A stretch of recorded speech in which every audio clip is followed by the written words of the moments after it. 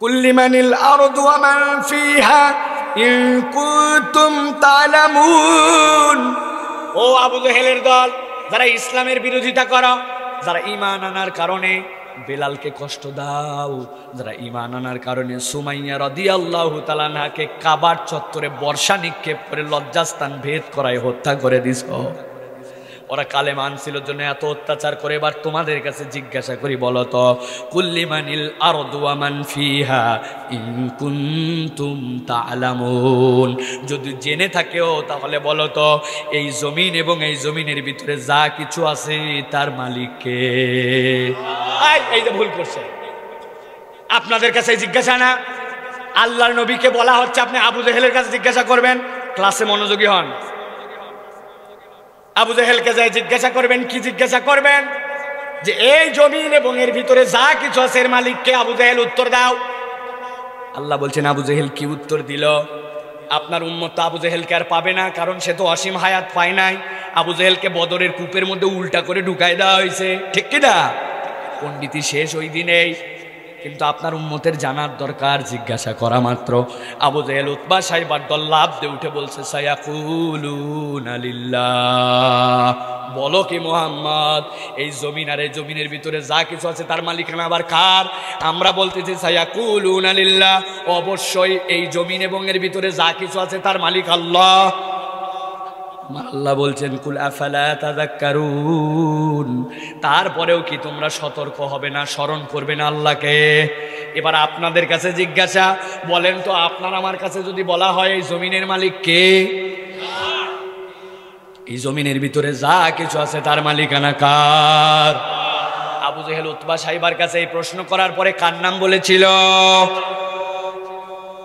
আল্লাহ বলছেন আবার যান, আবু জেহেল উতবা সাইবার কাছে জিজ্ঞাসা করেন, কুল মার রাব্বুস সামাওয়াতিস সাবঈ ওয়া রাব্বুল আরশিল আযীম, সাত তবক আসমানের মালিকানা কার? আর ওই সাত তবক আসমানের উপরে আরশে আজিমের মালিকানাটা কার? আবু জেহেল উতবা সাইবার কাছে দেখছেন মনোযোগী শ্রোতা, আর উত্তর দেয় নাই। কত অ্যাটেন্টিভ, মাশাআল্লাহ বলেন। আবু জেহেল উতবা সাইবার কাছে আল্লাহর নবী গেছেন। প্রশ্নটা শুনতে সহজ কিন্তু বড় আশ্চর্যজনক। মার রাব্বুস সামাওয়াতিস সাবঈ, সাতটা আসমানের মালিককে? আল্লাহু আকবার। আমরা বলি ইংরেজিতে স্কাই ইজ ব্লু। আরে আপনার চোখের ভ্রম। কোথায় প্রথম আসমান বিজ্ঞানীরা খুঁজেই পায় নাই। এর নিচে যা কিছু দেখে, গ্যালাক্সি ম্যালাক্সি তারা মারা, এইগুলার থেকে কত ট্রিলিয়ন ট্রিলিয়ন ট্রিলিয়ন ট্রিলিয়ন, সকাল থেকে সন্ধ্যা পর্যন্ত 50 জন মিলে বলতে থাকবেন, ওইটাকে আবার সব দুনিয়ার অঙ্ক দিয়ে গুণ দিবেন, তাও খুঁজে পায় না প্রথম আসমান কত দূর। সুবহানাল্লাহ। কি আছে প্রথম আসমানের নিচে? সূর্য পৃথিবীর থেকে 13 লক্ষ গুণ বড়, ঠিক না ভাই? আর আপনার এলাকায় ধাঁধা ধরছে, এক থাল সুপারি গুনতে পারে কোন ব্যাপারে? কি উত্তর? কি ধাঁধা? তারা। ওরে বাবা, চিন্তা করছে এই আকাশ হচ্ছে একটা থাল, আর এর মধ্যে সুপারি। বিজ্ঞানী বলছে তোমরা জানো না, আমরা একটু হাবল টাবল টেলিস্কোপ দিয়ে দেখি, যেই দুনিয়ার তুলনায় 13 লক্ষ গুণ বড় সূর্য যেইটাকে বলো, এরকম 13,000 কোটি সূর্য যদি এক জায়গায় করো, অনেকগুলা তারা আছে এর মধ্যে ফেলে দিলে এক একটা তারা এত বড়, 13,000 সূর্য গিলে ফেলবে, ওর খবর পর্যন্ত হবে না। এইগুলা সব প্রথম আসমানের নিচে। আল্লাহ বলছেন জিজ্ঞাসা করেন যে ওদেরকে, মার রাব্বুস সামাওয়াতিস সাবঈ ওয়া রাব্বুল আরশিল আযীম, এই একটা আসমান নয়, 7টা আসমানের মালিককে? আবু জেহেল বলো, আর ওই আরশে আযীমের মালিকানা কার? উত্তর দাও। আবু জেহেল উতবা সাইবার দল চিৎকার করে বলছে, আল্লাহ কোরআনে উল্লেখ করেছেন, সায়াকুলুনা লিল্লাহ আফালা তাত্তাকুন। ওরা বলছে শুনে নাও শুনে নাও, 7টা আসমানের মালিকও আল্লাহ, আবার ওই আরশে আজিমের মালিকও আল্লাহ। আল্লাহ বলছেন তারপরেও কি তোমরা আল্লাহকে ভয় করবে না? এবার আমার মুসলমান ভাইদের কাছে জিজ্ঞাসা করি, জবান বন্ধ রাখবেন না, এবার আপনাদের উত্তর দেওয়ার পালা। বলেন তো, 7 আসমানের মালিকানা কার? কার?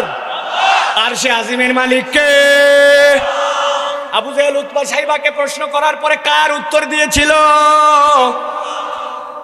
আল্লাহ বলছেন যান, যাওয়ার পরে এবার জিজ্ঞাসা করেন কুল মান বিয়াদিহি মালাকুতু কুল্লি শাইইন ওয়া হুয়া ইউজিরু ওয়া লা ইউজারু আলাইহি ইন কুনতুম তা'লামুন। দুনিয়ার বুকে সকল কিছুর কর্তৃত্ব কার হাতে? কার কাছে পরিত্রাণ চাইতে হয়? যাকে কেউ পরিত্রাণ করার নাই, দুনিয়ার সব পরিত্রাণদাতাকে। আবু জাহেল উতবা সাহেব বল আবু জাহেল উতবা সাহেব বুক ফুলায় বলছে সায়াকুলুনাল্লাহ কুল ফাআন্না তুসহারুন। আল্লাহ বলছেন সব আশ্রয় নাকি আল্লাহ দেয়, আল্লাহ ছাড়া নাকি কোনো আশ্রয়দাতা নাই। আবু জাহেল উতবা সাহেব দল তোদেরকে জিজ্ঞাসা করার পরে তোরা আল্লাহর নাম বড় করে বললি, আল্লাহ বলছেন কুল ফাআন্না তুসহারুন। তাহলে তোমাদের মাথা খারাপ হওয়ার কারণ কি? আল্লাহর নবী তো ওই দাওয়াতই তোমাদের কাছে নিয়ে আসলেন, তাহলে আল্লাহ নবীর বিরোধিতা আবার কেন করো? এবার আপনাদের কাছে জিজ্ঞাসা করি, আমাদের আশ্রয় প্রার্থনা করার জায়গাটা যেটা, ওইটা কার? আমরা আশ্রয় চাইবো কার কাছে? আশ্রয় দেওয়ার ক্ষমতা রাখেন কে? এই প্রশ্নের উত্তরে আবু জেহেল নাম কার বলেছিল? এই যে কোরআন, যেটাকে জীবন্ত মুজিজা বলছি, এই কোরআনের কাজ কি? এই কোরআনুল কারীম আমাদের জন্য কেন অনন্য? কোরআনের কাজটা কি? আমি একদম টান টান করে আপনাদের কাছে পয়েন্ট ভিত্তিক বলি। রাসূলুল্লাহ সাল্লাল্লাহু আলাইহি ওয়াসাল্লাম যখন দুনিয়াতে আসলেন, এই আসার ঠিক আগ মুহূর্তটাকে বলা হতো আইয়ামে জাহেলিয়াত। কি বলা হতো ভাই? ভাই আমি আল্লাহর ওয়াস্তে বলবো, মুরব্বীরা কথা না বললেও আমি আর দ্বিতীয়বার বলবো না আপনাদেরকে। আপনারা যারা ইয়াং আছেন, তরুণ আছেন, যা বলবো উচ্চারণ করে কথা বলেন, তাহলে দেখবেন আপনারাও অ্যাক্টিভ হবেন, আমারও বলতে একটু ভালো লাগবে। রাসূল সাল্লাল্লাহু আলাইহি ওয়াসাল্লামের আসার আগ মুহূর্তটা, ওই মুহূর্তটাকে কি যুগ বলা হতো? জাহেলিয়াত, মানে অন্ধকারের যুগ। অন্ধকার মানে কি? ওই সময় কোনো লাইট ছিল না, বিদ্যুৎ ছিল না, কুপিবাতি ছিল না, রাত হলেই ঘুটঘুটে অন্ধকার। এই জন্য এই যুগকে অন্ধকার যুগ বলা হতো, তাই তো? মৌলিক 5টা কারণে জাহেলি যুগকে, আইয়ামে জাহেলিয়াতকে জাহেলিয়াত বলা হতো। কয়টা কারণ? এর 1 নম্বর কারণ ছিল জাহেলি যুগের মানুষেরা যুদ্ধবাজ ছিল। কি বাজ? বিনা কারণে যুদ্ধ করত। একজন লোক উট রেখে গেছে, আরেকজন তার উটের দুধ দোয়ায় নিয়ে চলে গেছে। এই উট দোয়ালো কেন? আর যে উট রেখে গেছে, দুইজনের মধ্যে গন্ডগোল, 100 বছর এক যুদ্ধ, উটের দুধ দোয়ানো যুদ্ধ। তাহলে কি সাংঘাতিক তারা যুদ্ধবাজ ছিল। আজকের পৃথিবীতেও আপনি যদি মিলায় দেখেন, তাহলে দেখতে পাবেন ওই আমলে ওই যুদ্ধ চলেছিল 100 বছর। আর আমাদের সমাজে এখন কোনো কারণ নাই, অকারণে যেই দেশের শক্তি বেশি আছে, দুর্বল দেশের প্রতি যুদ্ধ করে পুরা পৃথিবীকে এর ভুক্তভোগী বানায়। এইরকম মূর্খ যুদ্ধ এখনো চলে, ঠিক কিনা? 2 নম্বর কারণ ছিল ওই সমাজের মধ্যে তারা নারীদেরকে সম্মান দিত না, নারীদেরকে পণ্য বানায় রাখত, আর ছোট ছোট নারী শিশুদেরকে হত্যা করত। আল্লাহ কোরআনে বলেছেন ওয়া ইযাল মাউউদাতু সুইলাত বিআইয়ি যামবিন কুতিলাত। জিজ্ঞাসা করা হবে ওই দিন, তোমরা কোন অপরাধে এই বাচ্চাগুলোকে হত্যা করেছিলে? খানায় কাবা থেকে বের হয়েই, বাবে ওমরা দিয়ে বের হয়েই আপনি যদি আসেন জাবালে ওমরের পাশেই, ওই জায়গাতে এখন পর্যন্ত মাকবারাটা রয়ে গেছে, কবরস্থানটা ঘেরাও দিয়ে রাখা আছে, যেই জায়গাতে ছোট ছোট শিশুদেরকে হত্যা করে ফেলা হতো, নারীদেরকে। তারা সেই সময় নারীদেরকে পণ্য হিসাবে ব্যবহার করত আর শিশুদেরকে হত্যা করত। বাংলাদেশ সহ পৃথিবীতে মিলায় দেখেন, এখনো নারীদেরকে পণ্য হিসেবে ব্যবহার করা হয়। শীতকাল এসে গেল, হাতের মধ্যে টান দিলে আপনারও সাদা হয়, আমারও সাদা হয়, হাত গাল ঠোঁট আপনারও ফাটে, আমারও ফাটে, কিন্তু ভ্যাসলিনের বিজ্ঞাপনে কোনো পুরুষের ছবি থাকে না, বিজ্ঞাপনে নারীকে উলঙ্গ করে দেওয়া হয়। ওটা ভ্যাসলিনের বিজ্ঞাপন নয়, নারীকে পণ্য বানানোর বিজ্ঞাপন, ঠিক কিনা? 3 নম্বর কারণ কি ছিল? 3 নম্বর কারণ ছিল তারা এতিমের সম্পদ ভক্ষণ করে খেয়ে নিত। কেউ যদি এতিম মারা যায়, ওরা মনে করতো এর চেয়ে সৌভাগ্যবান আর কিছু নাই। বাকি চাচারা, আত্মীয়রা তখন তার টাকা পয়সা মাইরে হরিলুট করে ফেলতো, এটাকে তারা অধিকার মনে করত। এখনো আমরা দেখতে পাই যে নিঃস্ব, যার করার কিছু নাই, যার ক্ষমতা নাই, যার পাওয়ার নাই, যার কিচ্ছু নাই, তার কোনো কিচ্ছু নাই, সে এতিম, তার সম্পদ যেমনে পারো তেমনে মারে খাও। উল্টাটাও হয়, যে ব্যক্তি বয়স্ক ভাতা পাওয়ার কথা, তারে ভাতা দেওয়া হয় হয় না। আর যে ভাতা পাওয়ার কথা না, প্রভাব প্রতিপত্তি থাকলে সে ভাতা পায়, যে বিধবা সে ভাতা পায় না অনেক সময়। আর প্রভাব প্রতি থাকলে যে বিধবা না, তারপরেও তারা বয়স্ক দেখায় ভাতা দেওয়া হয়। এটা এখনো বাংলাদেশে বিদ্যমান আছে, ঠিক কিনা? এটা ছিল জাহেলি যুগের তিনটা, মিলায় নেন। চতুর্থ কারণ ছিল ডাকাতিকে তারা পেশা বানাইছিল। কি বানাইছিল? যার জোর যার মুল্লুক তার, আমি ডাকাতি করব, তোর ঠেকানোর কি আছে? আপনি হিসাব করে দেখেন, এখনো আমাদের দেশে এরকম ডাকাতি করার প্রবণতা আছে। উনি একজন বিশাল বড় কন্ট্রাক্টর, উনারে কেউ কিছু বলতে পারে না। গভর্নমেন্ট নির্ধারিত পার্সেন্টেজে তারা কাজ দিছে, উনি এইগুলা থোড়াই কেয়ার করে। উনি এইগুলা কেয়ার না করে যেখানে দেওয়া লাগবে খোয়া বালি, যে পাথর, ওই জায়গায় দিছে খোয়া, যেই জায়গায় বিটুমিন ওই জায়গায় দিছে কেরোসিন, যেই জায়গায় দেওয়া লাগবে রড ওই জায়গায় দিছে বাঁশ। কারো কিচ্ছু করার নাই, জোর যার মুল্লুক তার। আগে তাও ডাকাতি লজ্জার পেশা ছিল, এখন ডাকাতি ওপেন করা যায়, ঠিক কিনা? ওই কালে ডাকাতি তারা জোরদার সে করতো। আর পঞ্চম তাদের অপরাধ ছিল, তারা শিরিক করত। আল্লাহ রাব্বুল আলামিনের ঘর খানায় কাবার ভিতরে পর্যন্ত মূর্তি ঢুকায়া ওরা মূর্তিকে পূজা করত। এই পাঁচটা মৌলিক কারণে ওই যুগটাকে আল্লাহ রাব্বুল আলামিন বলছেন ওইটা ছিল জাহেলি যুগ। ওই জাহেলি যুগে রাসূলুল্লাহ সাল্লাল্লাহু আলাইহি ওয়াসাল্লাম এই মানুষগুলাকে মানবীয় মানুষ বানানোর জন্য আল্লাহর নবী 15 বছর ধরে হেরা গুহার মধ্যে অপেক্ষা করেছেন ওহির জন্য, জ্ঞানের জন্য। আল্লাহ রাব্বুল আলামিন এরপরে আল্লাহ রাসূল সাল্লাল্লাহু আলাইহি ওয়াসাল্লামের অনেক প্রচেষ্টা ছিল, একটা প্রচেষ্টাও ঠিকঠাক মতো কাজ দেয় নাই। আল্লাহ বলছেন এই জাহালতকে দূর করার জন্য আমি আল্লাহ রাব্বুল আলামিন কোরআনুল কারীম দান করলাম।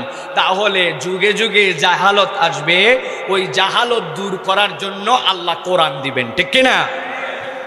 আল্লাহ রাব্বুল আলামিন বলছেন ওয়া ইন্নাহু লাতানজিলু রাব্বিল আলামিন, নিশ্চয় দুনিয়ার মানুষ জেনে রাখো এই যে কোরআন, এইটা আল্লাহ রাব্বুল আলামিনের পক্ষ থেকে আল্লাহ রাব্বুল আলামিন তোমাদের প্রতি অবতীর্ণ করেছেন। আর আল্লাহ নিজে গ্যারান্টি দিচ্ছেন অবতীর্ণ যার মাধ্যমে করলেন এইটার মধ্যে কোনো ফাঁক ফোকর নাই। দুনিয়ার যত কায়দা যত কানুন, আজকে একটা পদ্ধতি আছে, কালকেই ওইটা আপডেট করা লাগে। 2-4 দিন আগেই ছিল পাসপোর্ট করার জন্য, যদি বাচ্চা কাচ্চা হয় তাহলে তার ডিজিটাল জন্ম সনদপত্র লাগবে। আর বাচ্চার ডিজিটাল জন্ম সনদ লাগলে বাপ মায়েরও লাগবে। বাপ মা জন্মগ্রহণ করছে 1930 সালে, এই বেচারি কোথায় পাবে? বেচারি অস্থির হয়ে গেছে, হয়ে কয়েকদিন ধরে খুব ডিজিটাল জন্ম সনদপত্র বানালো। সরকার কয়েকদিন আগে আবার প্রজ্ঞাপন দিয়ে দিছে, না এই বুড়া বুড়ির জন্য আর ডিজিটাল সনদপত্র লাগবে না। কয়েকদিন আগেই এক নিয়ম থাকে, আবার পরিস্থিতির কারণে নিয়ম পরিবর্তন হয়, ঠিক কিনা? আমার আল্লাহ রাব্বুল আলামিন বলছেন ইন্নাহু লাতানজিলু রাব্বিল আলামিন, ও দুনিয়ার মানুষ জেনে রাখো যা অবতীর্ণ করা হয়েছে এটা তোমার রবের পক্ষ থেকে।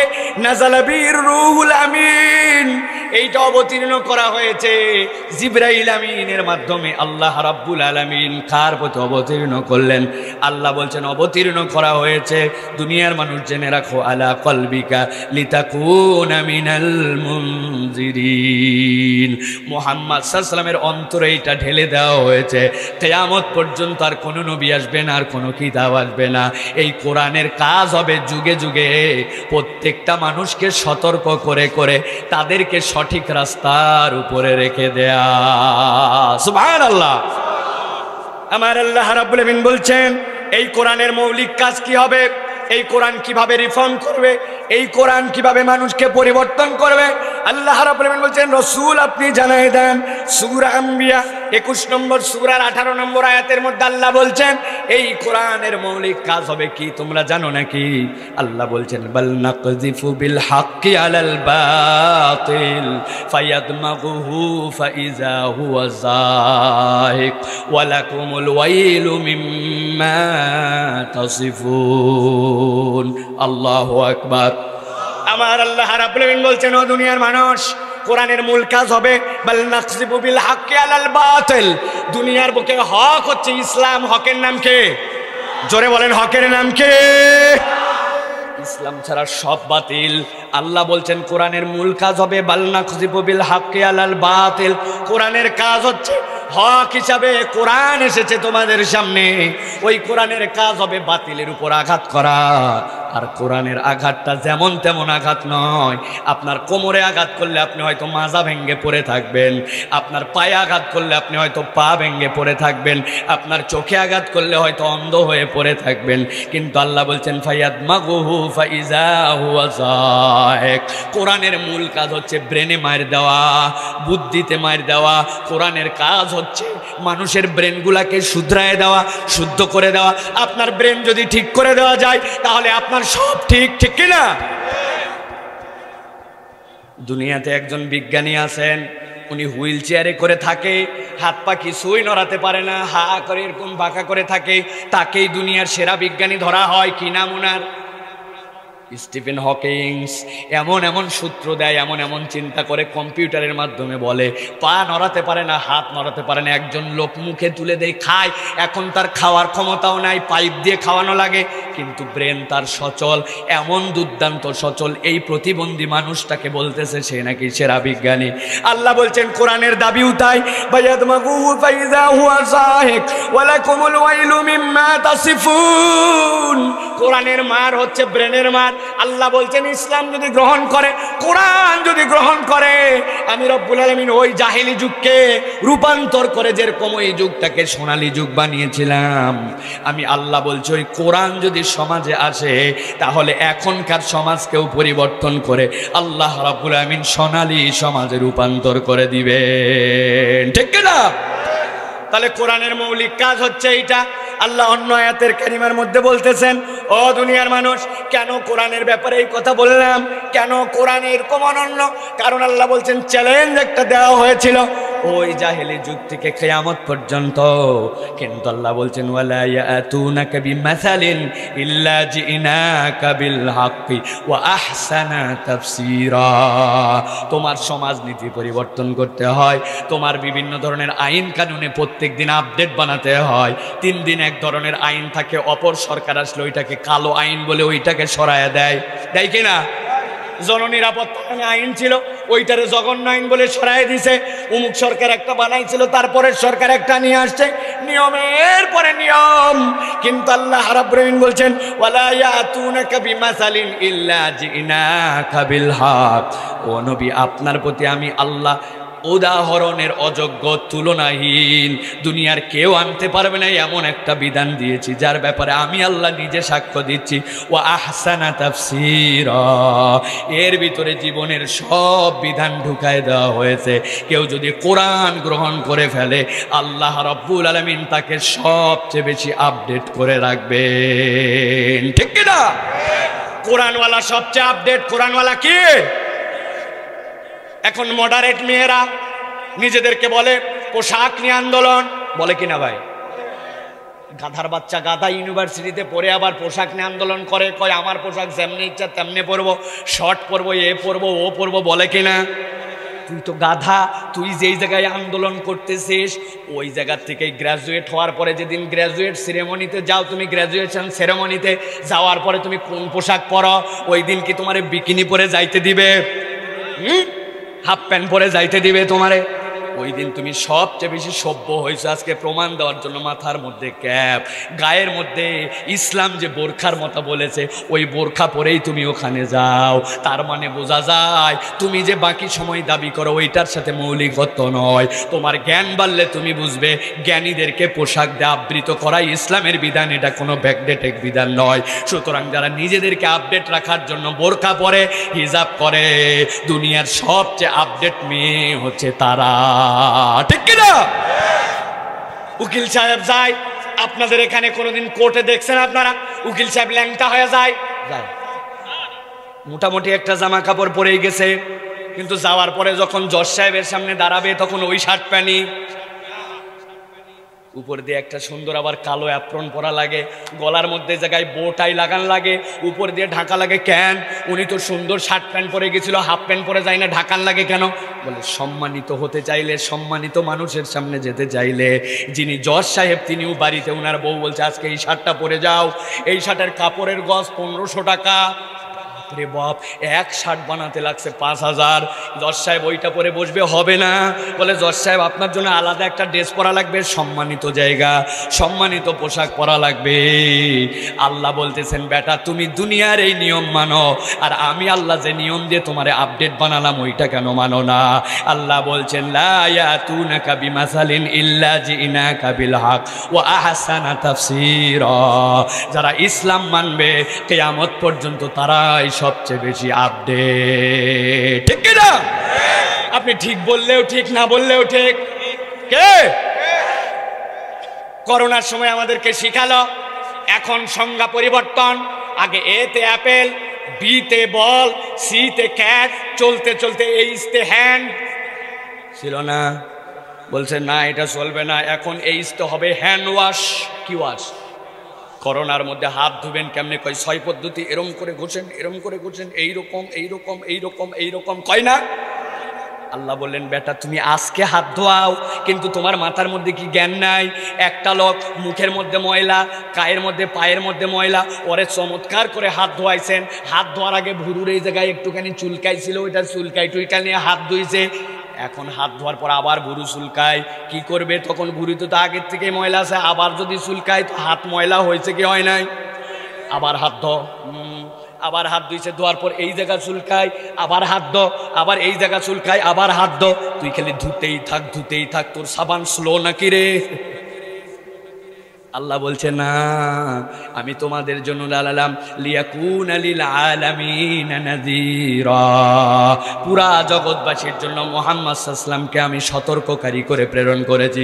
আল্লাহর নবীকে বললাম এরকম করে কেবল হাত ধোয়া নয়, তুমি সবচেয়ে বেশি আপডেট থাকতে চাইলে আগে হাত দুটা ধোও, এরপরে কুলি করো, নাকটা পরিষ্কার করো, মুখটা ধোও, এরপরে কুনি পর্যন্ত ধোও, মাথার উপর দিয়ে একটা মসেল করো, এরপরে 2 পায়ের গোড়ালি সহ ধোও। এরা সব কিছু ধুয়ে পায়ের মধ্যে দেশের সকল থুতু। আপনাদের এলাকার মানুষ তো হাত দিয়ে হাঁটে, হাত দিয়ে হাঁটে না, তা আপনি সব ধুইলেন, পায়ে যে সব ময়লা লেগে আছে ওইটা দিয়ে বিছনা খাতা কাপড় সব ময়লা করলেন। আল্লাহ বলেন না, তুমি অজু করো, এর থেকে বড় পবিত্রতার পরিষ্কার পরিচ্ছন্নতা কিছুই হতে পারে না। ওই জন্য ইসলাম মানে যে দুনিয়ার সেরা আপডেট মানুষ সে। ঠিক না? আপনি ঠিক বললেও ঠিক, না বললেও ঠিক, এটাই বাস্তব কথা। আল্লাহ রাব্বুল আলামিন এই জন্য বলছেন কোরআন তোমাকে পরিবর্তন করাই দিবে, এই পরিবর্তনের ধারা তোমার জীবনে চলবে। চলতে চলতে আল্লাহ রাব্বুল আলামিন তোমাকে সবচেয়ে বড় যেইটা গ্যারান্টার হলেন এই কোরআনের ব্যাপারে, সেটা হচ্ছে দুনিয়ার মানুষ তোমার তো সব কিছুতে তুমি যদি চ্যালেঞ্জ করো, দুনিয়ার সব চ্যালেঞ্জে মানুষজনের হেরে যাওয়ার সম্ভাবনা আছে, কিন্তু আমার আল্লাহ একটা চ্যালেঞ্জ দিয়ে রাখছেন, যেই কিতাবের মাধ্যমে তোমাদেরকে আপডেট বানালাম, ওই কিতাবের ব্যাপারে বললাম কুল্লা ইনিজিতামাতিল ইনসু ওয়াল জিন্নু আলা আন ইয়াতু বিমিসলি হাযাল কুরআন লা ইয়াতুনা বিমিসলিহি ওয়ালাউ কানা বা'দুহুম লিবা'দিন যাহিরা।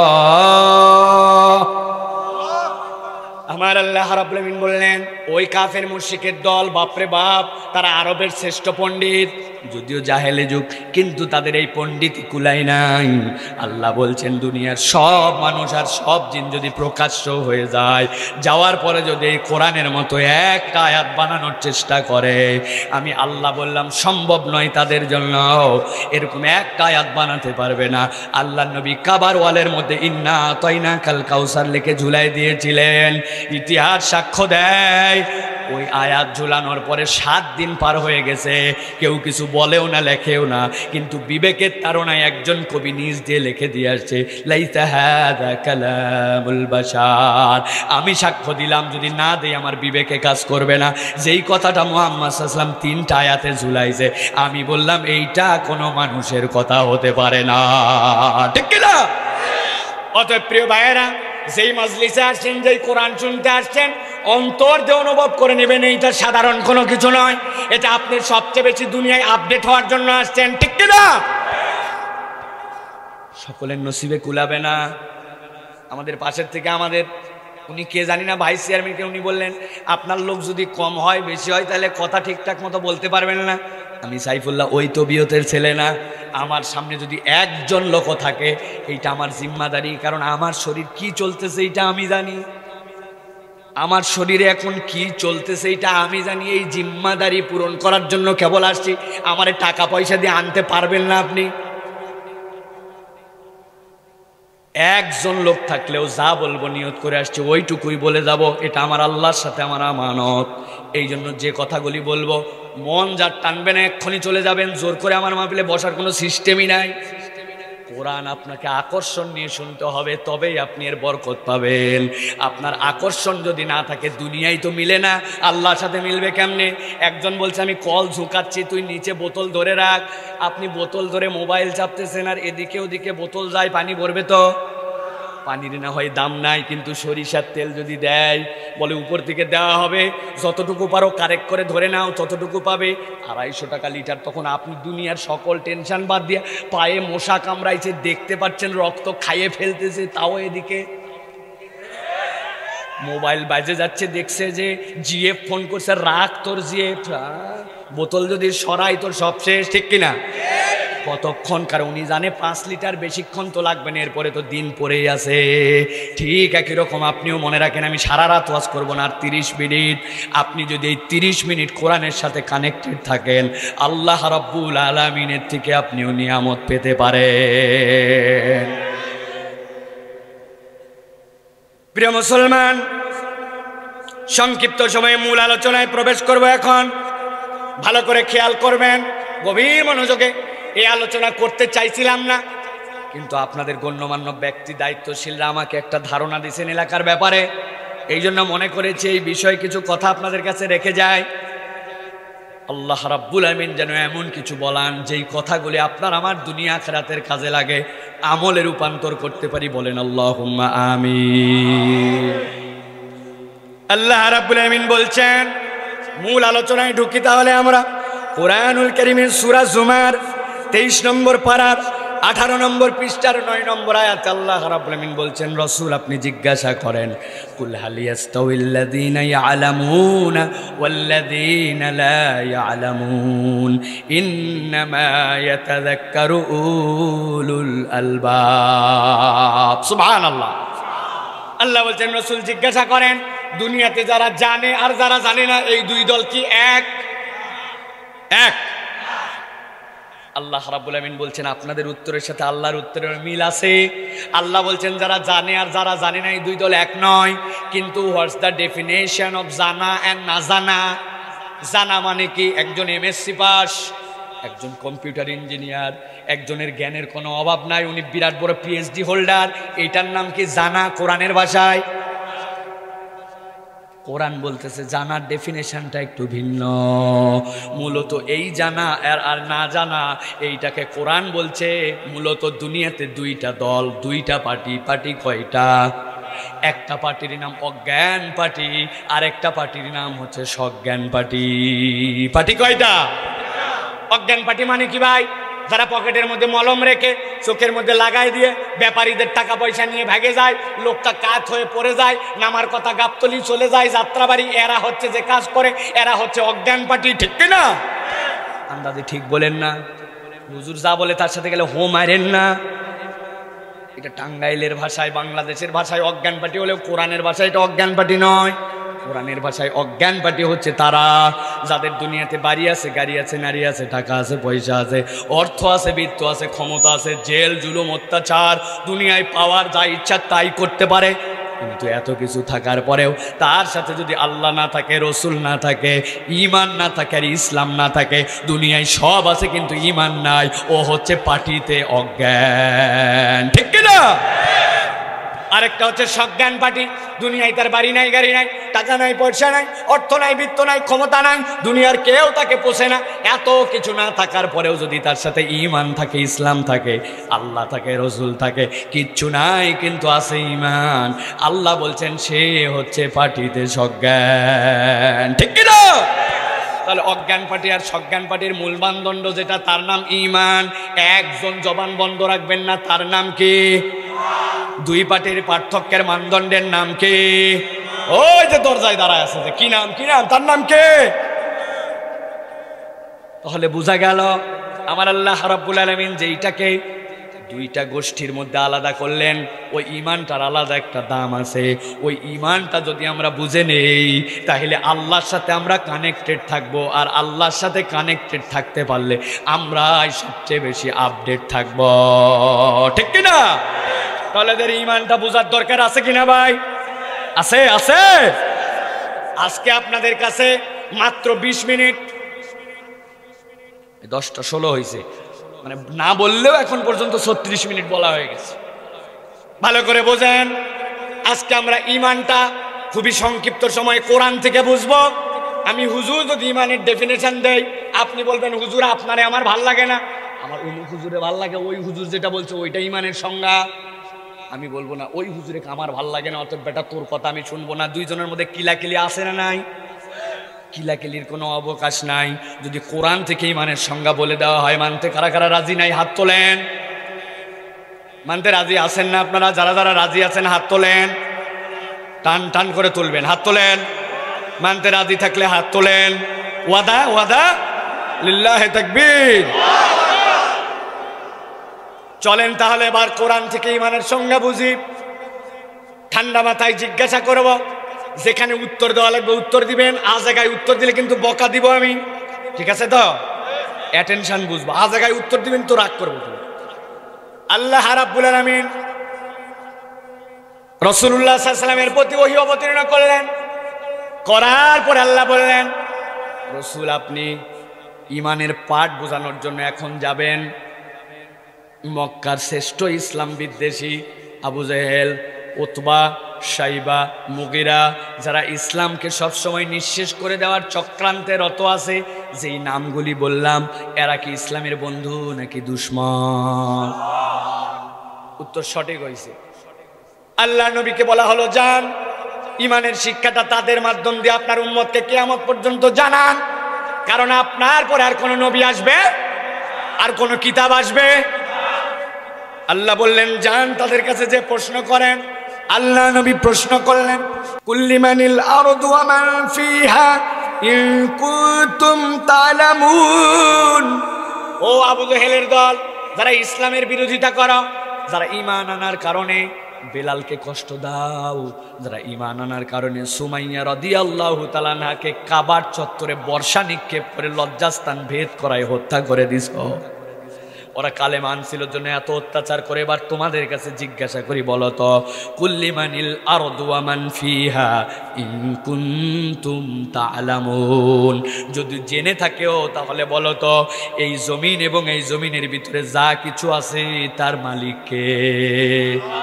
এই যে ভুল করছে, আপনাদের কাছে জিজ্ঞাসা না, আল্লাহর নবীকে বলা হচ্ছে আপনি আবু জেহেলের কাছে জিজ্ঞাসা করবেন। ক্লাসে মনোযোগী হন। আবু জেহেলকে যাই জিজ্ঞাসা করবেন। কি জিজ্ঞাসা করবেন? যে এই জমিন এবং এর ভিতরে যা কিছু আছে এর মালিককে? আবু জেহেল উত্তর দাও। আল্লাহ বলছেন, আবু জেহেল কি উত্তর দিল? আপনার উম্মত তো আবু জেহেলকে আর পাবে না, কারণ সে তো অসীম হায়াত পায় নাই। আবু জেহেলকে বদরের কূপের মধ্যে উল্টা করে ঢুকাই দেওয়া হয়েছে, ঠিক কিনা? পণ্ডিতি শেষ ওই দিনেই। কিন্তু আপনার উম্মতের জানার দরকার, জিজ্ঞাসা করা মাত্র। আবু জেহেল, উতবা, শাইবার দল লাফ দিয়ে উঠে বলছে, সায়াকুলুনা লিল্লাহ, বলো কি মুহাম্মদ, এই জমিন আর এই জমিনের ভিতরে যা কিছু আছে তার মালিকানা আবার কার? আমরা বলতেছি সায়াকুলুনা লিল্লাহ, অবশ্যই এই জমিন এবং এর ভিতরে যা কিছু আছে তার মালিক আল্লাহ। আল্লাহ বলছেন, কুল আফালা তাযাক্কারুন, তারপরেও কি তোমরা সতর্ক হবে না, স্মরণ করবে না আল্লাহকে? এবার আপনাদের কাছে জিজ্ঞাসা, বলেন তো, আপনার আমার কাছে যদি বলা হয় এই জমিনের মালিক কে? এই জমিনের ভিতরে যা কিছু আছে তার মালিকানা কার? আবু জেহেল, উতবা, শাইবার কাছে এই প্রশ্ন করার পরে কার নাম বলেছিল? আল্লাহ বলছেন, আবার যান আবু জেহেল, উতবা, শাইবার কাছে জিজ্ঞাসা করেন, কুল মার রাব্বুস সামাওয়াতিস সাবঈ ওয়া রাব্বুল আরশিল আযীম, 7 তবক আসমানের মালিকানা কার? আর ওই 7 তবক আসমানের উপরে আরশে আযীমের মালিকানাটা কার? আবু জেহেল, উতবা, শাইবার কাছে দেখছেন মনোযোগী শ্রোতা, আর উত্তর দেয় নাই। কত অ্যাটেন্টিভ, মাশাআল্লাহ বলেন। আবু জেহেল, উতবা, শাইবার কাছে আল্লাহর নবী গেছেন। প্রশ্নটা শুনতে সহজ কিন্তু বড় আশ্চর্যজনক। মার রাব্বুস সামাওয়াতিস সাবঈ, 7টা আসমানের মালিককে। আল্লাহু আকবার। আমরা বলি ইংরেজিতে স্কাই ইজ ব্লু। আরে আপনার চোখের ভ্রম। কোথায় প্রথম আসমান বিজ্ঞানীরা খুঁজেই পায় নাই। এর নিচে যা কিছু দেখে গ্যালাক্সি ম্যালাক্সি তারা মারা এইগুলার থেকে কত ট্রিলিয়ন ট্রিলিয়ন ট্রিলিয়ন ট্রিলিয়ন, সকাল থেকে সন্ধ্যা পর্যন্ত 50 জন মিলে বলতে থাকবেন, ওইটাকে আবার সব দুনিয়ার অঙ্ক দিয়ে গুণ দিবেন, তাও খুঁজে পায় না প্রথম আসমান কত দূর। সুবহানাল্লাহ। কি আছে প্রথম আসমানের নিচে? সূর্য পৃথিবীর থেকে 13 লক্ষ গুণ বড়, ঠিক না ভাই? আর আপনার এলাকায় ধাঁধা ধরছে, এক থাল সুপারি গুনতে পারে কোন ব্যাপারে? কি উত্তর? কি ধাঁধা? তারা। ওরে বাবা, চিন্তা করছে এই আকাশ হচ্ছে একটা থাল, আর এর মধ্যে সুপারি। বিজ্ঞানী বলছে তোমরা জানো না, আমরা একটু হাবল টাবল টেলিস্কোপ দিয়ে দেখি যে দুনিয়ার তুলনায় 13 লক্ষ গুণ বড় সূর্য যেইটাকে বলো, এরকম 13,000 কোটি সূর্য যদি এক জায়গায় করো, অনেকগুলা তারা আছে এর মধ্যে ফেলে দিলে এক একটা তারা এত বড় 13,000 সূর্য গিলে ফেলবে, ওর খবর পর্যন্ত হবে না। এইগুলো সব প্রথম আসমানের নিচে। আল্লাহ বলছেন জিজ্ঞাসা করেন যায় ওদেরকে, মার রব্বুস সামাওয়াতিস সাব'i ওয়া রব্বুল আরশিল আযীম। এই একটা আসমান নয়, 7টা আসমানের মালিককে। আবু জেহেল বলো, আর ওই আরশে আযীমের মালিকানা কার? উত্তর দাও। আবু জেহেল, উতবা, সাইবার দল চিৎকার করে বলছে, আল্লাহ কোরআনে উল্লেখ করেছেন, সায়াকুলুনা লিল্লাহ আফালা তাত্তাকুন। ওরা বলছে শুনে নাও শুনে নাও, 7টা আসমানের মালিকও আল্লাহ, আবার ওই আরশে আজিমের মালিকও আল্লাহ। আল্লাহ বলছেন তারপরেও কি তোমরা আল্লাহকে ভয় করবে না? এবার আমার মুসলমান ভাইদের কাছে জিজ্ঞাসা করি, জবান বন্ধ রাখবেন না, এবার আপনাদের উত্তর দেওয়ার পালা। বলেন তো 7 আসমানের মালিকানা কার? কার? আরশে আজিমের মালিক কে? আবু জেহেল উতবা সাইবাকে প্রশ্ন করার পরে কার উত্তর দিয়েছিল? আল্লাহ বলছেন যান। যাওয়ার পরে এবার জিজ্ঞাসা করেন, কুল মান বিয়াদিহি মালাকুতু কুল্লি শাইইন ওয়া হুয়া ইউজিরু ওয়া লা ইউজারু আলাইহি ইন কুনতুম তা'লামুন। দুনিয়ার বুকে সকল কিছুর কর্তৃত্ব কার হাতে? কার কাছে পরিত্রাণ চাইতে হয়? যাকে কেউ পরিত্রাণ করার নাই, দুনিয়ার সব পরিত্রাণদাতাকে। আবু জেহেল উতবা সাইবার দল বল। আবু জেহেল উতবা সাইবা বুক ফুলায় বলছে, সায়াকুলুনাল্লাহ কুল ফাআন্না তুসহারুন। আল্লাহ বলছেন সব আশ্রয় নাকি আল্লাহ দেয়, আল্লাহ ছাড়া নাকি কোনো আশ্রয়দাতা নাই। আবু জেহেল উতবা সাইবার দল, তোদেরকে জিজ্ঞাসা করার পরে তোরা আল্লাহর নাম বড় করে বললি। আল্লাহ বলছেন কুল ফাআন্না তুসহারুন। তাহলে তোমাদের মাথা খারাপ হওয়ার কারণ কি? আল্লাহ নবী তো ওই দাওয়াতই তোমাদের কাছে নিয়ে আসলেন, তাহলে আল্লাহ নবীর বিরোধিতা আবার কেন করো? এবার আপনাদের কাছে জিজ্ঞাসা করি, আমাদের আশ্রয় প্রার্থনা করার জায়গাটা যেটা, ওইটা কার? আমরা আশ্রয় চাইবো কার কাছে? আশ্রয় দেওয়ার ক্ষমতা রাখেন কে? এই প্রশ্নের উত্তরে আবু জেহেল নাম কার বলেছিল? আমার আল্লাহ বলছেন এবার যান, সবচেয়ে ডিফিকাল্ট 4টা কোশ্চেন করবেন, প্রশ্নোত্তর পর্ব শেষ হয়ে যাবে। আল্লাহ বলছেন যে জিজ্ঞাসা করেন, কুল মাইয়া রাযুকুকুম মিনাস সামাই ওয়াল আরদি আম্মান ইয়ামলিকুস সামআ ওয়াল আবসার। এটা কি মাইক আলা? চেয়ারে যেটা বসে আছে আপনার মাইক? ওয়াজ শোনেন। হ্যাঁ, মাইক আলারও জান্নাতে যাওয়া লাগবে। ভালো করে খেয়াল করেন, এই ওয়াজ শোনেন নাই? 4-5 দিন বহু ওয়াজ চালাইছে, এই ওয়াজ শোনেন আগে। মাইয়ারযুকুকুম মিনাস সামাই ওয়াল আরদ, আসমান জমিন থেকে তোমাদেরকে রিজিক দেয় কে? আরে আপনাদের কাছে জিজ্ঞাসা করা হয় নাই? আল্লাহ বলছেন আবু জেহেল উতবা সাইবার কাছে, আপনার আমার কাছে সহজ, মক্কার লোকের কাছে কঠিন।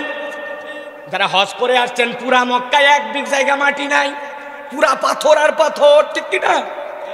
ওই পাথরের মধ্যে গাছ গজানো সহজ নয়। আপনার এখানে তো জমি ফালায় রাখলেও গাছ উঠে যায়, ঠিক না ভাই? ওদেরকে আল্লাহ বলছেন বলো, আসমান থেকে পানি দেয়, জমিন থেকেই ধানের চারা তোলে কে? আল্লাহ বলতেছেন এইটা জিজ্ঞাসা ওই আবু জেহেল উতবা সাইবার কাছে। আপনার কাছেও জিজ্ঞাসা, একটু মাথা খাটান। আল্লাহ বলছেন, ও বান্দারে, তুই না ধান লাগানোর নিয়ত করলি, করার পরে করপার মধ্যে করে ভালো বীজ যেইগুলা ছিল ওইগুলা আগের দিন একটু ভিজায় রেখে দিলি, বীজের মাথাগুলো একটু একটু ট্যাঁক হলো, ওইগুলা নিয়ে যায় ডাইরেক্ট জমিতে লাগাই দিলেন। তাই প্রথমে একটা বীজতলা রেডি করেন আপনারা, সুন্দর করে বিছনের জন্য একটা জায়গা রেডি করেন, এরপরে যাই ওর মধ্যে সুন্দর করে ধানগুলা ছিটাই দিয়ে আসেন, ঠিক না ভাই? কিন্তু কোনোদিন কি ভেবে দেখেছেন আপনি যে ধানগুলা ছিটাই দিয়ে আসলেন ওইটার যেদিক সেদিক দিয়ে, মাথার যেদিক সেদিক দিয়ে শিকড় ওঠে না? মাথা বের হওয়ার একটা দিক আছে, শিকড় গজানোর একটা দিক আছে, ঠিক কিনা ভাই? এই যে 1 মণ ধানটা বুনে দিয়ে চলে আসলেন, আপনি কি জানেন যে এটা নিচে ফেলা লাগবে, ওইটা নিচেই পড়ছে, যে এটা উপরে ওইটা উপরেই ফেলছে? এইভাবে কি ফেলতে পেরেছেন? কি আশ্চর্য কথা! 24 ঘন্টার ব্যবধানে কে ঠিক করে দিল, কে ঠিক করে দিল যে এইটা শিকড়ের দিকে যাওয়া লাগবে, ওইটা নিচেই চলে গেল, আর যেইটা গজানো লাগবে এটা উপর দিকেই চলে আসলো। সুবহানাল্লাহ!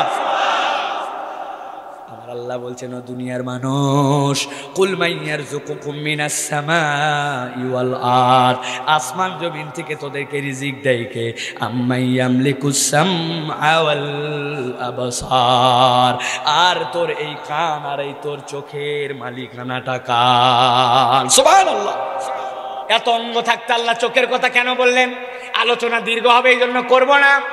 চোখ আপনার বুঝার জায়গা, চোখ আপনার বুঝার জায়গা। এই যে মোবাইল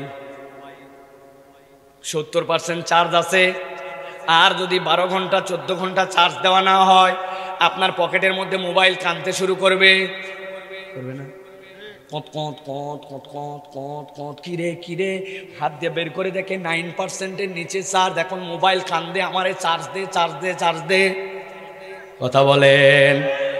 যারা এই মোবাইল নিয়ে গবেষণা করে তারা বলে, ও দুনিয়ার মানুষ, একটা মানুষ এই মোবাইলটা 3টা কারণে হাতে নেয়, হয় কল রিসিভ অথবা কল।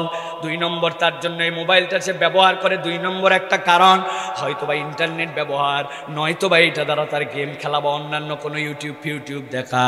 এইটার জন্য সারা দিনে সে এই মোবাইলটা 250 থেকে 300 বার পর্যন্ত অন অফ করে, কিন্তু এইটা 5000 মিলিঅ্যাম্পায়ার ব্যাটারির পরেও 24 ঘন্টার মধ্যে আবার চার্জ দেওয়া লাগে। কিন্তু তোমার চোখের দিকে একবার তাকায় দেখো, 22,000 বার প্রত্যেক দিন তুমি চোখের পলক ফেলো, কোনোদিন তোমার চোখকে এক্সট্রা ভাবে কোনো চার্জ দেওয়া লাগে না, ঠিক কিনা? আল্লাহ বলছেন, জিজ্ঞাসা করে এমনি এমনি নয়, আম্মাই ইয়ামলিকুস সামা ওয়াল আবসার, তোমার এই চোখ দিছে কে আর তোমার কান দিছে কে? আল্লাহ এমনি বলেন নাই। চোখ আর কান আপনার জন্য মেমোরি ইনপুট করায়।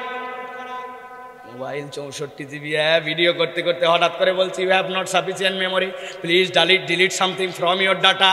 আপনার আর জায়গা নাই, আপনি ডিলিট করেন, বলে কিনা?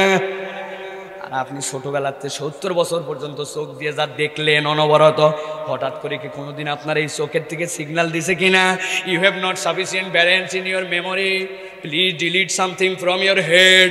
চাচা, আজকে 71তম জন্মদিন, আপনার আর মাথায় পর্যাপ্ত জায়গা নাই, পরিষ্কার করেন। বলছে আল্লাহর একটা কথা এমনি এমনি আসে নাই, ভাবার কথা আছে। আল্লাহ বলছেন যে জিজ্ঞাসা করেন, আম্মা ইয়ামলিকুস সামআ ওয়াল আবসার, চোখটা দিল কে আর কানটা দিল কে? ও যা বুঝে আল্লাহর দল। আল্লাহ বলছেন, আরো জিজ্ঞাসা করেন, ওয়া মান ইউখরিজুল হাইয়া মিনাল মাইয়িতি ওয়া ইউখরিজুল মাইয়িতা মিনাল হাইয়্যি, মৃত থেকে জীবন দেয় কে? জীবন থেকে মারার ক্ষমতা রাখে কে? ওয়া মান ইউদাব্বিরুল আমর, বিশ্ব ব্যবস্থা পরিচালনা করার ক্ষমতা রাখে কে? আল্লাহ প্রশ্ন করার পরে আবু জাহেল, উতবা, সাইবার দল বলল, ফাসায়াকুলুনাল্লাহ, অবশ্যই অবশ্যই আল্লাহ। আল্লাহ বলছেন, এবার তাদেরকে বলেন, ফাকুল আফালা তাত্তাকুন, সব স্বীকার করার পরেও কি তোরা আল্লাহকে ভয় করবি না? এবার আপনাদের কাছে বলবো, টান টান করে উত্তর দিবেন। আপনারা আমার জন্য আসমান জমিন থেকে রিজিক দেয় কে?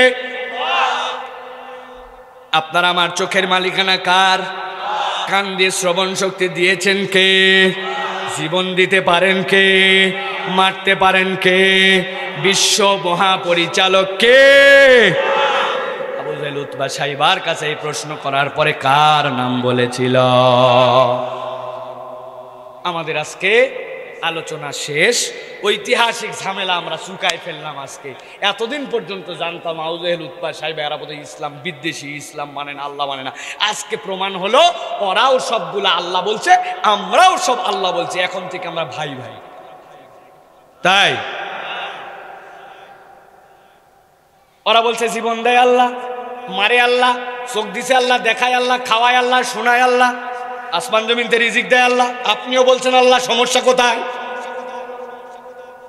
এর নাম হচ্ছে ঈমান। এইটা বুঝে নেওয়ার নাম হচ্ছে ঈমান, ঠিক কি না? আল্লাহ বললেন এবার আপনার উম্মতকে ঈমান বুঝান। ওদেরকে যাই জিজ্ঞাসা করবেন, সবই যদি আল্লাহ দেয়, জীবন দেয় আল্লাহ, খাওয়ায় আল্লাহ, বাঁচায় আল্লাহ, মারায় আল্লাহ, তাহলে তোমাদের কাছে জিজ্ঞাসা লাত, উজ্জা, মানাত, হবল, যেইগুলা মূর্তি 360টা কাবার মধ্যে ভরপুর করে ফেলছো, ওদের কাছে তো দেখি মাঝে মাঝে তোমার বাচ্চার অসুখ একটা মোরগ নিয়ে যায়, জবাই করে রক্ত মাখায়া কাপড় নিয়ে এসে হাতে বেঁধে দাও। মাঝে মাঝে দেখি দুধ দিয়ে ওই লাতের মাথার উপরে দিয়ে ধোয়ায় দিয়ে ওই দুধের পানি বাটিতে করে নিয়ে চলে যাও, যেই মেয়ের বাচ্চা হচ্ছে না তারে খাওয়াও। মাঝে মাঝে তো দেখি ওই হবলের কাছে গেছো, যাওয়ার পরে তার সামনে এক কোপে একটা ছাগল বলি দিছো, দেওয়ার পরে ছাগলের মাথা উটের গলায় বাঁধে তোমরা ব্যবসা করার জন্য চলে যাও। তার মানে কি ওই লাত, উজ্জা, হবল, মানাত ওরা কি তোমার বাচ্চার রোগ সারায়, বাচ্চা দেয়, ব্যবসায় বরকত দেয় নাকি? যান জিজ্ঞাসা করেন, ওদের কাছে জিজ্ঞাসা করেন, ওরা কি উত্তর দেয়? ওরা বলতেছে ও এতগুলা জিজ্ঞাসা এতক্ষণ করা হলো, তাহলে এই উদ্দেশ্যেই যে আমরা এইটা করি কেন, আমাদের কাছে উত্তর রেডি আছে। আল্লাহ কোরআনে উল্লেখ করে দিচ্ছেন কি উত্তর রেডি আছে। আল্লাহ কোরআনে বলছেন ওয়াল্লাযীনা ইত্তাখাযু মিন দুনি আউলিয়া মা না'বুদুহুম ইল্লা লিয়ুকাররাবুনা ইলাল্লাহি যুলফা ইন্নাল্লাহা ইয়াহকুমু বাইনাহুম ফীমা হুম ফীহি ইখতালিফুন। আমার আল্লাহ বলছেন ওদের কাছে যে জিজ্ঞাসা করা হলো, বলো তাহলে লাত, উজ্জা, মানাত, হবলের কাছে যাও কেন? কেন তাদের কাছে তোমরা যাও? সবই যদি আল্লাহ আল্লাহ বলো, তাহলে তোমাদের এই যাওয়ার কারণ কি? ওরা বলছে শোনো শোনো, লাতের কাছে যে গিয়েছিল সন্তান অসুস্থ, এরপরে একটা মান্যত দেওয়ার জন্য, এই জন্য নয় যে লাত সন্তানের ভালো করে দিতে পারে, বরং লাত আল্লাহর একটা প্রিয় পাত্র, আল্লাহর এক প্রিয় ফেরেশতার প্রতিকৃতি। ও বড় ইবাদত করতে করতে আল্লাহরে রাজি খুশি বানায় ফেলছে। আমি যদি তার কাছে মান্যতটা দেই, সে খুশি হয়, সে খুশি হলে আল্লাহকে বলে দেয়, আল্লাহ রোগ ভালো করে কেবলমাত্র লাত আমাদের ভায়া মাধ্যম। ওই মানাতের কাছে যায়, ও ব্যবসা দিতে পারে না, কিন্তু ওর কাছে এটা দেওয়ার কারণ, ওরে যদি মান্যত দেয় ওরা খুশি হয়, খুশি হলে আল্লাহকে বলে দেয়, আল্লাহ দেয় কিন্তু মানাতের মাধ্যমে দেয়। সন্তান হয় না হবলের কাছে যে আমরা পানি দিয়ে গোসল করাই, পানি খাওয়াই, হবলের সন্তান দেওয়ার কোনো ক্ষমতা নাই, কেননা আমরা তো আগেই বলছি মাইয়ারযুকুকুম মিনাস সামাই ওয়াল আরদ, কিন্তু হবল আল্লাহর বড় প্রিয়। এত ইবাদত করছে যে আল্লাহ তারে ভালোবেসে ফেলছে, ওরে মান্যত দিলে ও খুশি হয়, ও আল্লাহকে বলে দেয়, আল্লাহ দেয় কিন্তু ওর মাধ্যম দিয়ে দেয়। আল্লাহ বলছেন লিয়াতাকাররাবুনা ইলাল্লাহি যুলফা, ওরা কেবলমাত্র আল্লাহর বান্দার মধ্যে সংযোগ ঘটায়, এই জন্যই কেবল আমরা ওদের কাছে যাই। আল্লাহ বলছেন রসুল আপনি কিয়ামত পর্যন্ত মানুষের কাছে অ্যানাউন্স করে দেন, ওরা যতই আল্লাহ খালিক বলুক, আল্লাহ মালিক বলুক, আল্লাহ রাজেক বলুক, আল্লাহ চোখদাতা বলুক, আল্লাহ খাদ্যদাতা বলুক না কেন, আমি আল্লাহ বললাম এই ঈমানটা থাকার কারণে ওয়াহুম মুশরিকুন, ওরা হচ্ছে মুশরিক আর মুশরিক। এখন আপনার আমার জীবনেও যদি এরকম কোনো হিসাব মিলে যায়, তাহলে আপনি আমিও হব কিন্তু আবু জেহেলের আপন খালাতো ভাই, ঠিক কিনা? সন্তানের রোগ ভালো হয় না, একজন বলছে আরে কি করলে কি হয় বলা যায় নাকি, চেষ্টা করে একটু দেখ না কেন, ময়মনসিংহে বড় মাজার আছে, মাজার সুবেটা মান্যত দিয়ে হালা।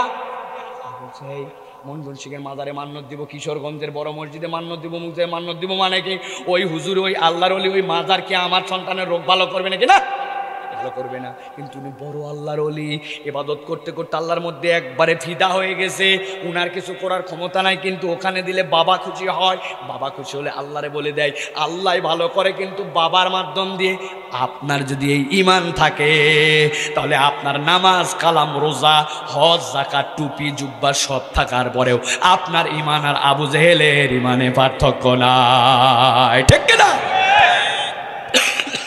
এরকম ঈমানদার আমাদের সমাজে আছে কিনা ভাই? গাড়ির সামনে লেখে রাখছে আল্লাহ ভরসা, নিজ দিয়ে লেখছে বাবা শাহজালাল, দরজার সামনে অমুক বোগদাদি, ব্যাপার কিরে? আর বলেন না, রাস্তাঘাটের যে অবস্থা, ড্রাইভারগুলা যে খারাপ, কোথায় যে বাধাই দেয়, এত টাকার সম্পদ, এই জন্য আল্লাহর সাথে হিল্লা হিসাবে দুইজন উলিয়া আলিয়ার নাম রাখছি, যাতে করে উল্টা পাল্টা না চালালেও অ্যাক্সিডেন্ট না হয়। আপনি ভালো করে বুঝে নেন, আমিও মানি শাহজালাল ইয়ামানি এমন বড় আল্লাহর ওলি, উনি এই দেশে আসার পরে ইসলামকে প্রতিষ্ঠিত করেছেন, তাওহীদকে জাগ্রত করেছেন, শিরিককে মুক্ত করেছেন, ঠিক কি না? কিন্তু তার নাম ওখানে দিয়ে আপনি যদি মনে করেন বাবা আপনার সাথে নজরে নজরে কানেক্ট রাখছে, তাহলে আপনার ঈমান আর আবু জেহেলের ঈমানে পার্থক্য নাই। আপনিও কিন্তু এত আল্লাহ আল্লাহ বলার পরে মুশরিকদের খাতায় নাম লিখায় দিবেন, ঠিক কি না? ইন্ডিয়া যাচ্ছে পাসপোর্ট করে, কয় দোস্ত দোয়া করিস, কই কেন? কই অনেকদিন বাচ্চা হয় না, যা দোয়া করতেছি, চেন্নাই যাই ভালো করে ডাক্তার দেখা, কার কি সমস্যা? কই না চেন্নাই না। কই যাচ্ছ? আজমির শরীফ। আজমির শরীফে সন্তান পাওয়া যায় নাকি? কই না না। তো যাও কেন? বলে আজমির শরীফে যাচ্ছ, ওখানে বড় আল্লাহর ওলি আছে, আমিও তো স্বীকার করি কয়েক লক্ষ মানুষ তার হাতে ঈমান আনছে। কই আমি ভিন্ন কারণে যাই, উনি ইবাদত করতে করতে আল্লাহর মাহবুব হয়ে গেছে, আমিও তো স্বীকার করি। কই কিন্তু আমার উদ্দেশ্য উনার কাছে যে 1,01,101 টাকা মান্নত দিব, বাবা খুশি হয়ে যাবে, খুশি হয়ে আল্লাহরে বলে দিবে, আল্লাহ দিবে সন্তান, কিন্তু একটু বাবা খাজার মাধ্যমে দিবে। কারণ আমি তো শুনেছি কেউ ফেরে না খালি হাতে খাজা বাবার দরবারেতে। এই ঈমান নিয়ে যদি আপনি খাজা বাবার কাছে যান, আপনার ঈমান আর আবু জেহেলের ঈমানে পার্থক্য নাই, ঠিক না? এরকম মুশরিক মার্কা ঈমানদার আমাদের আছে কিনা? আছে কিনা? আপনি ঈমানের ভলকা নিয়ে ঘুরতেছেন, আপনি জানেনই না ঈমান মানে কি। আপনি আপডেট হবেন কেমন করে? আল্লাহর সাথে তো আপনার কানেকশনই নাই। কানেকশন আছে? আপনার কানেকশন নাই। আপনি বলতেছেন ভাই আমার একটা ছবি তুলে দাও, এটার মধ্যে যেন সাইফুল্লাহ ভাইয়ের ওয়াজ শুনতে পারি, সেই ব্যবস্থা করে যাও। দেন আপনার সেটটা দেন, আমি সব করে দিচ্ছি। হাতে দিছে, দিয়ে দেখে বাটন মোবাইল। বলছে কেলাকেলি করার জায়গা পান না, এই মোবাইলে এগুলো হয় নাকি? কয় আমি শুনছি মোবাইল হলেই হয়। কয় না না না, আপনি যদি আপডেট থাকতে চান, প্লে স্টোর থেকে যদি কোনো কিছু নামাতে চান, আপনি যদি ইউটিউব চালাতে চান, তাহলে আপনার একটা সেট লাগবে, ডাটা লাগবে, ইন্টারনেট লাগবে, একটা সংযোগের সিস্টেম লাগবে, ডিভাইসটা উপযুক্ত হতে হবে, ঠিক কিনা? এখন আপনার ডিভাইস উপযুক্ত না, আপনি দেখতে তো মোবাইলের মতোই, মানুষের মতোই, আপনি দেখতে তো ইমানদারের মতোই, ওটাতেও কথা বলা যায়, এটাতেও কথা বলা যায়, ওর ভিতরে সিম ভরা আছে, এর ভিতরে সিম ভরা আছে, কিন্তু একটা হচ্ছে অ্যান্ড্রয়েড, আরেকটা হচ্ছে এই কাজের জন্য উপযুক্ত নয়। তো আপনি আমি বেগ ভোগ ভাব ভঙ্গিতে ইমানদার হয়ে আছি, আসলে কিসে ইমান ভাঙ্গে আর কিসে ইমান থাকে অনেক মুসলমানই জানে না, ঠিক কিনা? একদিন দেখি হাতের মধ্যে একজন এই যে সুতা বানছে, বান্ধে কিরে এত সুমাস কেন? আর বলিস না, এটা অমুক দরবার থেকে ধুলা লাগানো সুতা। বলে বাবা তোমার এই সুতার পারফরমেন্স কি? কয় বাবা আমাকে নজরে নজরে রাখে, গিট দিয়ে দিছে। ওরে ব্যাকল, তোমার বাবা যে কবরে কেমন আছে, উনি যে কি অবস্থায় আছে, এটা দুনিয়ার কেউ জানে না। আর তোমার বাবা কবর থেকে তোমার নজরে রাখতেছে, তোমার এই ঈমানটা দিল কে, ঠিক কিনা? এই ঈমান দিছে ওরে শয়তান। ওরে বলছে সব কর কর, শুধু বাবার সাথে একটু কানেক্ট রাখ। তার মানে ওর কানেকশন শয়তানের সাথে হলে আল্লাহর সাথে কানেকশন ছুটে যায়। আল্লাহ বলছেন ইন্নাশ শাইতানা লাকুম আদুউম মুবিন, নিশ্চয় শয়তান হচ্ছে তোমার জন্য প্রকাশ্য শত্রু, ঠিক কি না? প্রকাশ্য শত্রু মানে কি ভাই? কারা কারা শয়তান দেখতে পাইছেন হাত তোলেন। প্রকাশ্য শত্রু তো বললেন একটু আগে, প্র্যাকটিক্যাল বোঝেন। প্রকাশ্য শত্রু মানে কি? এটা ফিলিংসের ব্যাপার। কিসের ব্যাপার?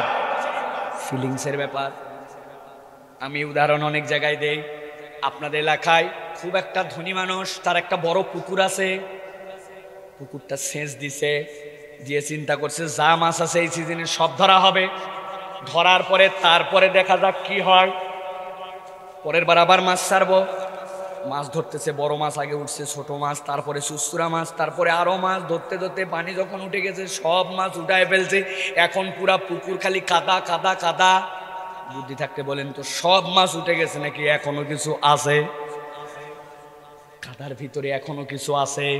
এখন মালিকের দিল বড়, চিন্তা করছে সবই নিছি, আশপাশে এত মানুষ দাঁড়ায় আছে, বলছে যা ছাড়ে দিলাম, তোরা মাছ ধরে খা। এগুলো করতেছেন, এগুলো পিছনে দেন, এগুলো এগুলো আমার ডানে বামে, এগুলো ডিস্টার্ব আমার একদম অপছন্দ, এগুলো এখানে কাজ নাকি। এখন তোরা মাছ ধরে খা। সব লোকজন ঝরমর করে নেমে গেছে। নামার পরে কি মাছ, আপনাদের এলাকার আমাদের এলাকার মাছের নাম পার্থক্য হতে পারে, গুছি মাছ, বাইম মাছ, জিয়েল মাছ, এইগুলা মাছই পাওয়া যায়, ঠিক না ভাই? শোল আছে, টাকি আছে, চ্যাং আছে, আছে কিনা?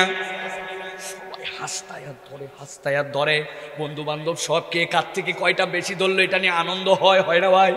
কাউরে কাউরে জিয়েল মাছ ফুটায়, ওরে গেল রে, খানিকক্ষণ পর বাইর করে দিয়ে আবার ধরে। মাছ ধরার ঠেলায় ওরে বর্তা ভুলে যায়, রাত্রে যায়, টের পাওয়া যায়, ঠিক না ভাই? একজনের নসিবে কোনো মাছই নাই, পাই না। বন্ধু বান্ধব মাঝে মাঝে কয় পালি, এখনো হয় নাই। অনেকক্ষণ পরে বেচারি হাত ঢুকায় দিছে, দেওয়ার পরে দেখে বাপরে বাপ, হাতের গোছেই বোঝা যাচ্ছে তোরা এতক্ষণ এত টুকটুক ধরছিস, আমি যেটা ধরছি। এখন ভাব তো নেওয়া লাগবে, ওর একটু আগে চেতাইছে, ওই জন্য ওই নিচে ধরে আগেই তোলে নাই। লোকজনের ডাক দিছে, দেখ দেখ কি তুলি দেখ। লোকজন চিন্তা করছে, হাতের কাদা ঝাড়তেছে, আর যে বাবা কি যে ধরলো রে, এতক্ষণ চেতালাম, কি যে পাইছে রে। ও আস্তে করে টাইনে উপরে তুলছে, ও কি ধরছে ভাই, কথা বলেন কি ধরছে? কিন্তু যেই সাপ ধরছে ওটা কি সাপ? ধরা সাপ। ও কামড়ালেও বিষ লাগে না, গরুর গোবর লাগাই দিলে ক্লিয়ার, ঠিক কিনা? কিন্তু সাপ যদি হয়, সাপ দেখে হলে অন্তরে একটুখানিও ভয় লাগে, ঠিক কিনা? আমার আল্লাহ বলছেন ইন্নাশ শাইতানা লাকুম আদুউম মুবিন, জেনে রাখো শয়তানের রাস্তা, শয়তানের পথ, শয়তানের ধোঁকা, ছোট হোক আর বড় হোক, গভীর হোক আর অল্প একটু মনে হোক, শয়তানের যা পথ মত, এইটাকে কখনো ইমানদার ছোট করে দেখবে না। শয়তান যা বলেছে সেখান থেকে বেঁচে থাকবে, তবেই তুমি আল্লাহর দিকে থাকবে।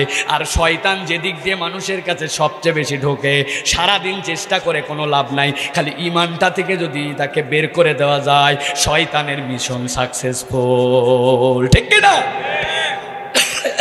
এই জন্য শয়তান সবচেয়ে বেশি ইমানের মধ্যে ধোঁকা দেয়। ইমান এই জন্য বিশুদ্ধ করতে হবে, আপনাকে স্বীকার করতে হবে আল্লাহ এবং বান্দার মাধ্যমে মধ্যে কোনো রকম হিল্লা নাই, ঠিক কিনা? আল্লাহর সাথে বান্দার সম্পর্ক ডাইরেক্ট, ঠিক কিনা? রোগ ভালো করার ক্ষমতা রাখে কে? সন্তান দেয় কে? রিজিক দেওয়ার ক্ষমতা রাখে কে? আমার আল্লাহ বলছেন এইগুলা সব তোমার রব আল্লাহ। এর মাধ্যমে যদি কোনো ভায়া মাধ্যম বানাও, উমুকে আল্লাহর নিকটবর্তী করে দিবে, তুমুকে করে দিবে, তোমার বিপদ আছে, ওসিলা লাগবে কোন জায়গায়? ভাই একজন সম্মানিত মানুষ, এখন চেয়ারম্যানের কাছে আপনি যাবেন, চেয়ারম্যান আপনাকে চিনতেও পারে নাও পারে, আপনি এসে ভাইকে বলছেন ভাই যান আমার একটা উপকার করেন, আপনাকে সবাই গণ্যমান্য ভাবে, ভাই একটু চেয়ারম্যানের কাছে আমাকে একটু বলে দিবেন আপনি মেহেরবানি করে, যাতে করে আমার এই কাজটাও হয়ে যায়। ভাই সুন্দর করে আপনাকে মহব্বত করে চেয়ারম্যানের কাছে নিয়ে গেছে এবং বলে দিছে এই রাস্তায় যাবি, এই জায়গায় যাবি, এইভাবে দরখাস্ত লিখবি, লিখে দিবি, চেয়ারম্যান দিয়ে দিবে, যা দরখাস্তটা আমি রিভাইজ করে দিলাম। এটা আপনার জন্য জায়েজ। হুজুরের কাছে যাবেন কি জন্য? দিন শিখার জন্য, কোনটা হালাল, কিভাবে আল্লাহকে চাইতে হয়, আল্লাহর কাছে কেমনে বলতে হয়, কোন সময় আল্লাহকে বললে আল্লাহ বেশি শোনেন, কোনটা সুন্নাত পদ্ধতির নবী চাইছেন, ওইটা ওই হুজুরের কাছে শিখবেন। কিন্তু হুজুর আপনাকে আল্লাহ আর বান্দার মধ্যে মাধ্যম হতে পারে না ইবাদতের, তিনি আপনার শিক্ষক হবেন, কিন্তু মাধ্যম দুনিয়ার আর কিছু নাই। বান্দা আর আল্লাহর মাঝে ইবাদতের কোনো মাধ্যম হতে পারে না, ঠিক না? কিন্তু সবার কি ঈমান আছে? আছে? আমাদের মা বোনেরা দেখবেন অল্প কিছু হতে না হতেই মান্নত করে ফেলে, আল্লাহকে গালায় ফেলে, ধান নাড়ে দিছে রাস্তায়, ওই দিনই আসতে বৃষ্টি, কয় আল্লাহ দিন তো পাইনি, আমি যেদিন নারী ওই দিনই বৃষ্টি দেয়। আছে কিনা? আল্লাহর কোনো বাচ্চা দেখে না, খালি আমার বাচ্চাটারই অসুখ আর অসুখ বলে কিনা। আপনার ছোট্ট কথাতে আপনার ঈমান চলে যেতে পারে। এই জন্য শয়তানের মূল টার্গেট ঈমানের ভিতরে পোকা ঢুকায় দেওয়া। আপনাকে আমাকে ঈমান মজবুত করতে হবে। রাজি আছেন তো ইনশাআল্লাহ? আল্লাহ আমাদেরকে বোঝার তৌফিক দান করুক, বলেন আল্লাহুম্মা আমিন। আল্লাহ আমাদের ঈমানের উপরে থাকার তৌফিক দেন, বলেন আল্লাহুম্মা আমিন।